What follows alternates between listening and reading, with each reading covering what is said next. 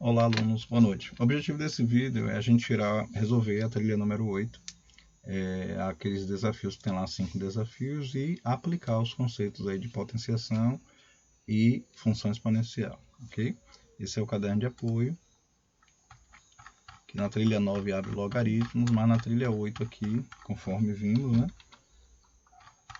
Ele tem na trilha 8, páginas 5 e 6, justamente esse desafio, ok? Um desafio, 2, 3, 4, 5. Então, o objetivo dessa aula é a gente resolver esses desafios, ok?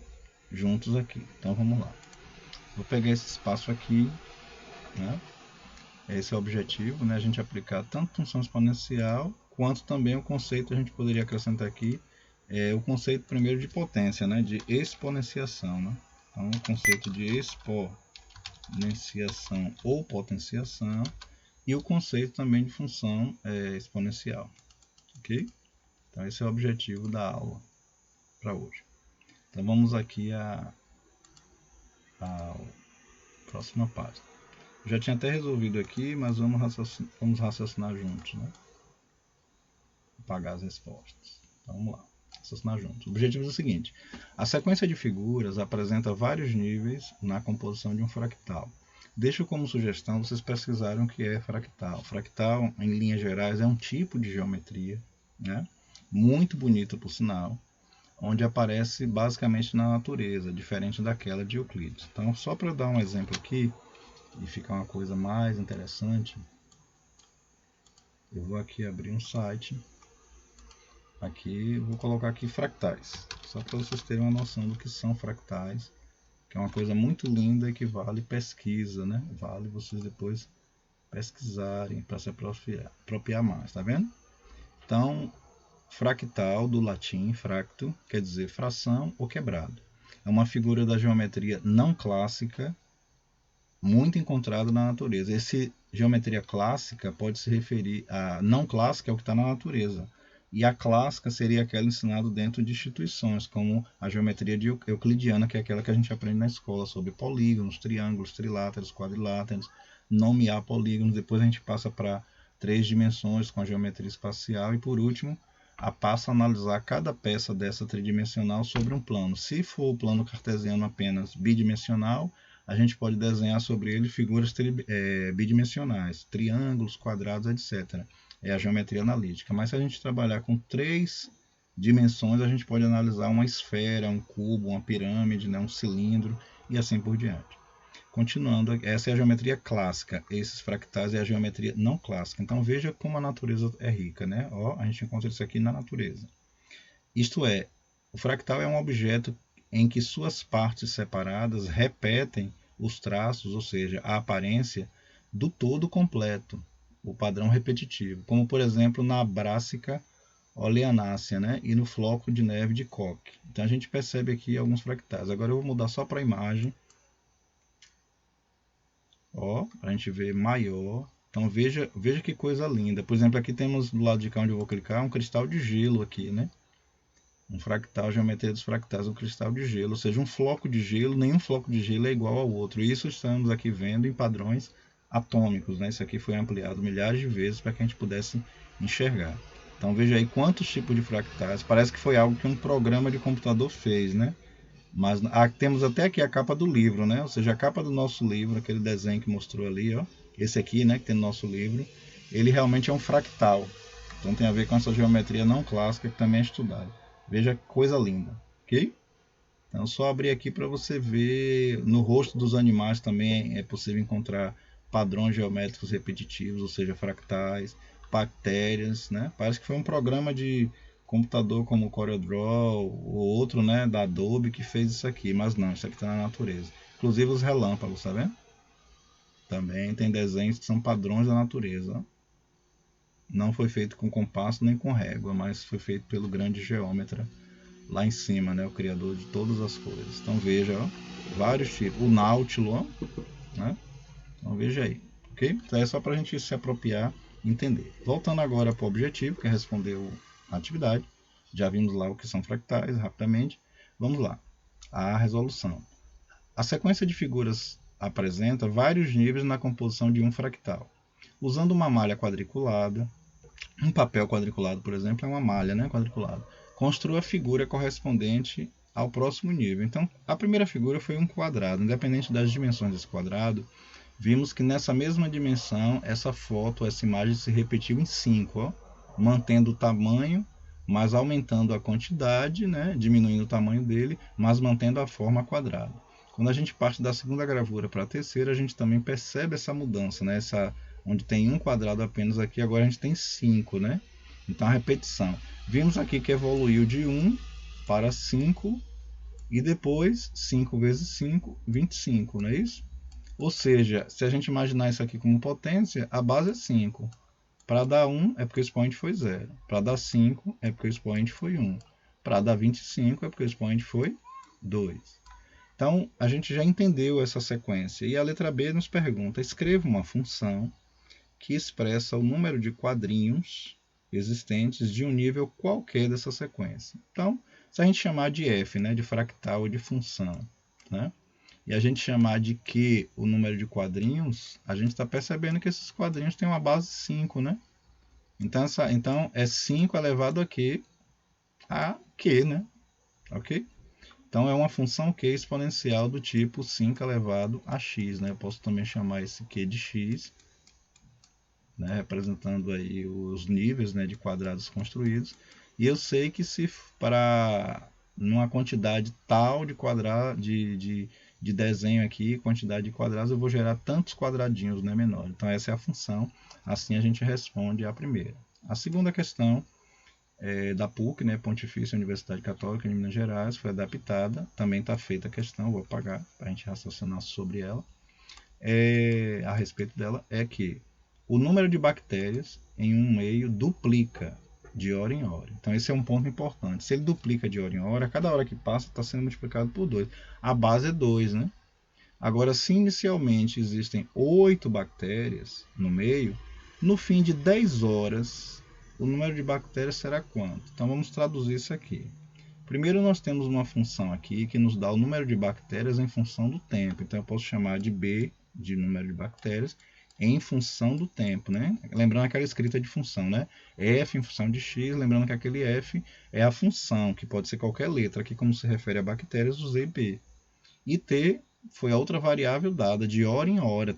Hora em hora é tempo, né? Então as bactérias se reproduzem de acordo com o tempo. Vimos que a base é 2. E se ela duplica de hora em hora, esse tempo é o expoente, né? 2 elevado a t. Então essa é a função que representa o crescimento de bactérias. Porém, o problema disse, se inicialmente existem 8 bactérias, então já existia 8 bactérias no meio. Quando tivermos t igual a 10, né, ou seja, t vale 10, teremos quantas bactérias? Teremos 8 vezes 2 elevado a t. Esses 8 são as 8 bactérias que já existiam, que vão duplicar de acordo com o tempo, né? Essa é a tradução. Essas 8 bactérias que existem irão se duplicar de acordo com o tempo. Não é isso? Então, 8 vezes 2 elevado a t. Considerando que agora t é 10 aqui, nós temos 8 vezes 2 elevado a 10. Mas a resposta foi dada em base 2. Claro, porque 8 é 2 ao cubo, né? Vezes 2 elevado a 10. Considerando aqui a propriedade de multiplicação de bases iguais, a base é conservada e os expoentes são o quê? Somados. Logo, o gabarito é a letra E. Ok? Próxima questão. Também vou apagar. Essa próxima questão é muito interessante, mas muito fácil, né, de ser respondida. Diz assim, considere que f de x é igual a 49 elevado a x. Então é uma função exponencial, né? A variável está no expoente. Temos aqui a função 49 elevado a x. Determine o valor de f de 2. Se está pedindo para calcular f de 2, é porque x vale 2. Basta substituir e calcular. Quanto é 49 ao quadrado? É 49 vezes 2? Claro que não, né? O expoente ele nunca operacionaliza ou opera nenhuma das operações conhecidas, né? As 6, né? Adição, subtração, multiplicação, divisão, potenciação, radiciação e mais adiante logaritmação, né? E mais adiante integração. Ele nunca opera com a base, ele informa sobre a base. Ele está informando que a base 49 se repete 2 vezes. É isso que o 2 representa, o quadrado chamado, né? E que é ela vezes ela própria. Então, quanto é 49 vezes 49? A gente podia usar uma calculadora ou usar nossos conhecimentos de multiplicativos, né? Vamos usar os conhecimentos multiplicativos. Vamos deixar a calculadora para o juro composto mais adiante. 9 vezes 9 resulta 81 unidades, 80 viram 8 dezenas, 9 vezes 4, 36 dezenas, com 8, 44 dezenas. Esse 4 está na posição de dezena, então quando ele multiplicar a unidade, ele vem para a posição de dezena e não unidade, por isso que pula uma casa. Né? 4 aqui é dezena, então na posição de dezena o multiplicador. 4 vezes 9, 36 dezenas. Ficam 6 e vão 30, né? Que são 3, que vão virar centenas. 4 vezes 4, 4 dezenas vezes 4 dezenas dão 16. Com 3 dão 19 dezenas, ficam 9. E 10 viram uma unidade de milhar. Somando aqui temos 1, 10, 1 vai para cá 14 e 1 vai para cá 2. 2.401. Então esse é o gabarito. Letra A. Próxima questão diz assim, Enem de 2015, né? Essa questão com certeza foi adaptada, eu já respondi, mas eu vou apagar aqui, para a gente fazer do zero, né?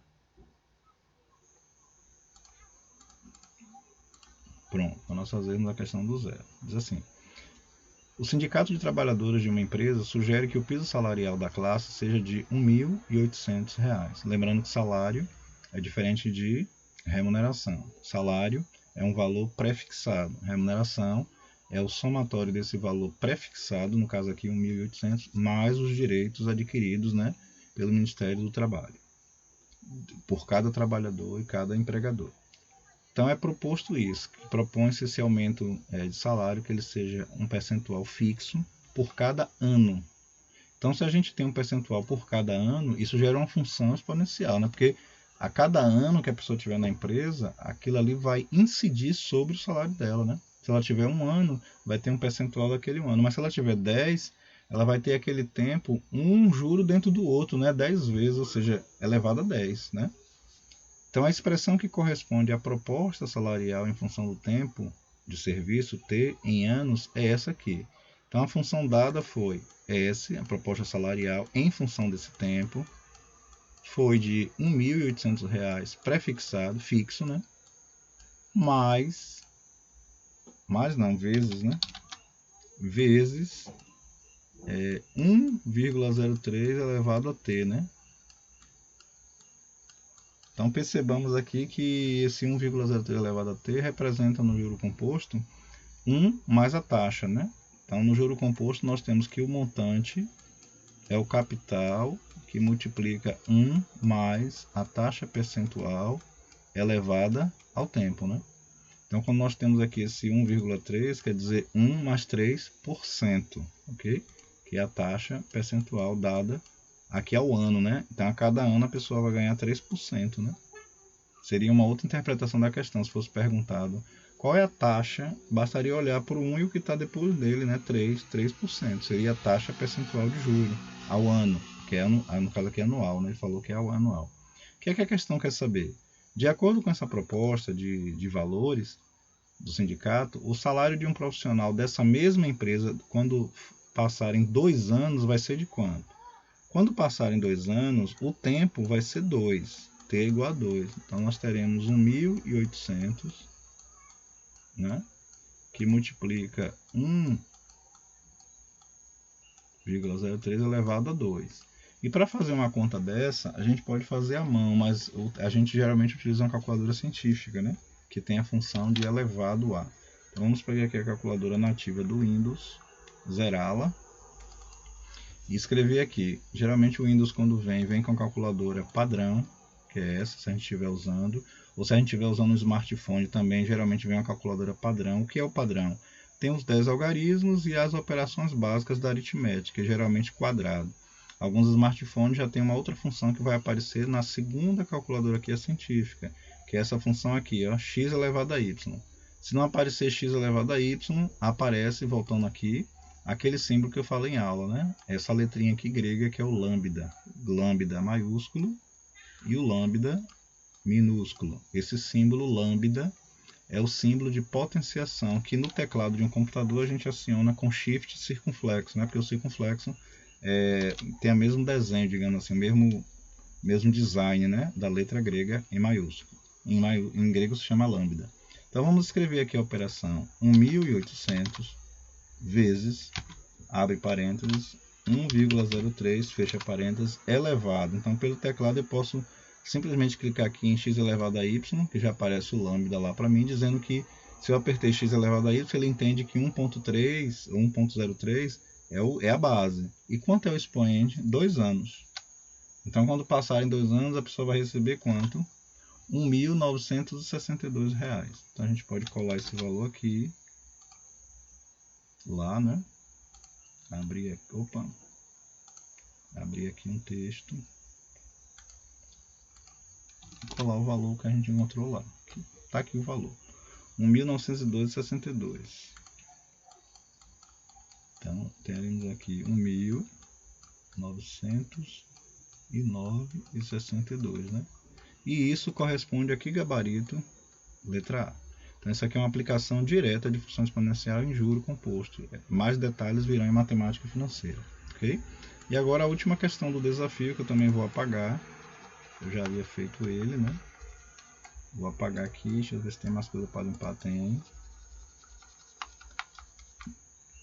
Mais coisa para limpar? Tem. Pronto. Então vamos interpretar aqui o último ponto e fazê-lo, né? Desafio 5, da UEMA, né? Seja f de x igual a essa expressão toda aqui, ponto. O valor de x para que se tenha f de x igual a 40. No final da história, a tradução, ele quer o valor de x, né? Mas ele quer o valor de x como, desde que a função dada, essa, seja igualada a 40. E aí a gente vai ter o quê? Uma função exponencial. Então vamos transpor para cá ou transferir a função. 3 elevado a x menos 4 somado a 3 elevado a x menos 3 somado a 3 elevado a x menos 2 somado a 3 elevado a x menos 1. Essa função, tudo isso é igual a quanto? A 40. É isso que foi dito no problema. Como nós temos uma igualdade de termos, aí, primeiro membro e segundo, nós temos uma equação. E como o expoente está elevado, ou como a variável está na função de expoente, então é uma equação exponencial. O que devemos fazer? Resolvê-la. Como é que se resolve uma função exponencial? Admitindo que todo lado de cá corresponde a uma base A e todo lado de cá corresponde também à mesma base A. Se essa base A estiver elevada a um expoente m e o lado de cá a n, as bases são iguais, a gente vai poder então igualar o que? Os expoentes e achar o conjunto solução. Em linhas gerais é isso. Ok? Igualar as bases, igualar os expoentes. Agora a gente opera. Como é que eu faço para igualar bases aqui, né? Se a base de cá é 13 e aqui é 40. A primeira coisa é observar qual é a condição dos expoentes. Temos subtrações em todos eles. E entre as bases nós temos uma soma, né? Somas. Não existe nenhuma propriedade de potências para soma de bases, né? Temos propriedades para multiplicação de bases iguais, divisão de bases iguais e assim por diante. O que a gente deve fazer toda vez que tiver um caso desse? Abrir a conta. Como aqui em cima tem subtração, é porque a subtração veio de uma divisão, né, de bases iguais. 3 elevado a x mais 3 elevado a 4. 3 elevado a x sobre 3 elevado a 3. Mais 3 elevado a x sobre 3 elevado a 2. Mais 3 elevado a x sobre 3 elevado a 1. Tudo isso igual a 40. É isso? O que é que a gente depreende daqui? Que a gente precisa fazer os cálculos. Aqui eu poderia resumir, lembrando que o termo 3 elevado a x e o termo de menor expoente, o 3, eles se repetem, né? Aqui, ó, que aqui, esse último termo que é o menor, ele está aqui dentro, ele está aqui dentro, ele está aqui dentro. Eu já podia evidenciar isso aqui fora, fazer as contas, mas vamos resolver as potências. As potências, né? Na sequência correta, resolver as potências. Então, 3 elevado a 4 dá 81. Lembrando que o expoente não operaciona, ele informa. 3 ao cubo é 27. Né? 3 ao quadrado é 9. e 3 elevado a 1 é o mesmo, né? 3 elevado a 1. Então nós temos já as potências operacionalizadas. O que a gente pode fazer agora? Lembrando que é uma soma de frações cujos denominadores são diferentes, precisamos encontrar o MMC, né, entre os denominadores. Então a gente precisa encontrar o MMC, né, entre os denominadores. Como o menor é 3 e o maior é 81, o que a gente pode observar? Se o maior é múltiplo dos outros 3, porque se ele for múltiplo dos outros 3, ele é o MMC em si, sem precisar fazer aquele cálculo. 9 é múltiplo de 3, então entre eles dois, 9 seria o MMC. 27 é múltiplo de 9, por sua vez 9 já é de 3, então o MMC entre os 3 seria 27. E 81 é múltiplo de 3, né? De 27, porque 27 vezes 3 é 81. Note que 3 ao cubo foi 27, vezes mais um 3, que deu 3 à quarta, deu 81. Então, qual é o maior? 81. E o 81 é múltiplo dos quatro valores. Então, qual é o MMC? Ele. Para um lado e para o outro. 81 dividido por ele mesmo resulta 1. Multiplicado pelo que está em cima, repete. 81 dividido por 27 resulta 3, vezes o que estava em cima. 81 dividido por 9 resulta 9, vezes o que estava em cima. 81 dividido por 3 dá 27, vezes o que estava em cima. 81 dividido por 1, né, dá ele próprio, vezes o que já estava em cima, que era o 40. Já que a gente reduziu ao mesmo denominador, a gente pode fazer isso e isso, né, cancelando aqui os denominadores. E agora a gente pode baixar aqui essas informações. Mas antes de baixar, vamos lembrar o seguinte. 3 elevado a x é o fator comum, né, dessa multiplicação, dessas multiplicações pontuais, que depois são somadas. Cada produto aqui está sendo somado. Aí é dito assim, mas qual é o produto do primeiro? 1, né? Porque 3 vezes 1, 3 elevado a x vezes 1 é ele próprio. Então 3 elevado a x é um fator comum, ele está aqui, aqui, aqui e aqui. Então 3 elevado a x, ele multiplica todos os numerais aqui. Aqui no primeiro caso 1, aqui no segundo caso o 3, aqui no terceiro caso o 9 e aqui no quarto caso o 27. E do outro lado temos 81 vezes 40, que eu não vou multiplicar porque algo me diz que vai sair um múltiplo ou de 40 ou de 81 aqui, né? E a gente vai poder cancelar. Vejamos. 3 elevado a x vezes 1 mais 3, 4. 4 mais 9 é 13. Com 27, 40. Então 3 elevado a x vezes 40 igual a 81 vezes 40 do outro lado. Como os dois lados têm 40, a gente pode dividir ambos os lados por 40, né? Para facilitar. Aí ficaremos com 3 elevado a x igual a 81. 81 pode ser reescrito como 3 elevado a 4. Então 3 elevado a x é essa a 3 elevado a 4. Como as bases são iguais, podemos igualar os expoentes. X é igual a 4. Logo a solução dessa equação é 4.